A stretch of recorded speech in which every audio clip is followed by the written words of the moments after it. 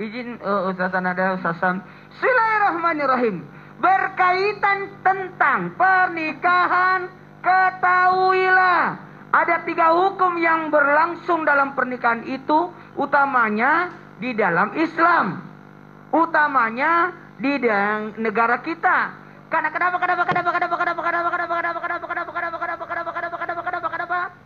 3 hukum itu adalah hukum agama syariat, hukum negara sesuai undang-undang pernikahan yang ada di Indonesia. Kemudian ketiga adalah hukum adat. Nah, kalau berkaitan dengan adanya orang yang dalam artian, mohon izin, mohon maaf harus saya sampaikan, dia ghosting, menghilang tanpa kabar. Ketika menghilang tanpa kabar, ingat, sesuai sigat taklid, tidak boleh memukul, tidak boleh tidak menyapa, tidak boleh mohon izin, tidak menafkahi, dan tidak boleh tidak ada kabar. Ada 4 yang tidak boleh dilakukan. Jangan pernah memukul pasangan, jangan pernah memukul istri, akan jatuh talak itu. Jangan pernah tidak menyapa, batasnya 6 bulan. Hati-hati, tidak disentuh, tidak disapa 6 bulan. Maka itu tidak boleh, sehingga taklidnya jatuh talaknya. Yang ketiga, ketika dia tidak dalam artian memberi nafkah, batasnya 3 bulan. Dalam sigat taklid hukum negara kita, undang-undang pernikahan. Dan yang keempat, ketika dalam hal ini 2 tahun menghilang tidak ada kabar, maka yang pertama yang harus dilakukan adalah kesabaran yang harus diutamakan dan keridhaan.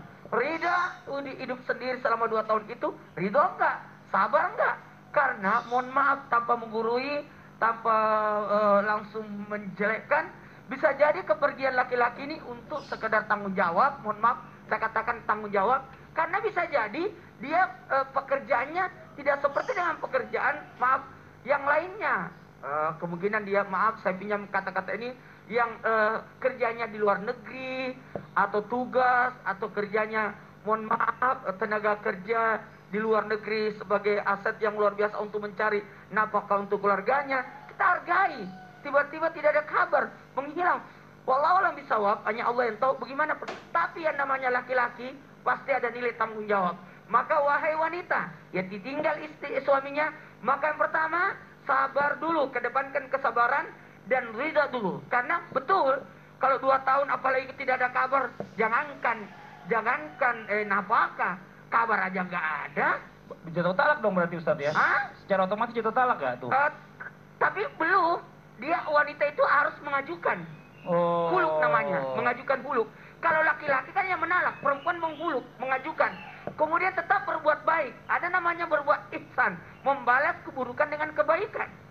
Dan dia bekerja, selama ditinggalkan oleh suaminya, selama itu bernilai sedekah.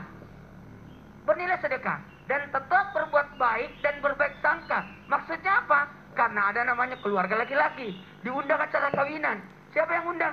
Keluarganya, saudara-saudaranya laki-laki. Padahal 2 tahun tidak ada kabar. Tetap dia berbaik sangka. Dan akhirnya di ending terakhir, sekiranya ada yang mau lamar, ini pernah kejadian. Datang kepada saya orang itu minta nasihat, tapi melalui mertua saya. Bagaimana hukumnya? Dia harus menghadap. Huluk namanya. Karena ada yang lamar. Jadi ada pilih, bisa dipilih sendiri bisa ya. Karena udah jatuh sebenarnya. Apakah melanjutkan, mempertahankan atau mengganti. Oke, terima kasih banyak Ustadz Maulana atas penjelasannya. Mediasi udah, nanya orang ketiga juga udah.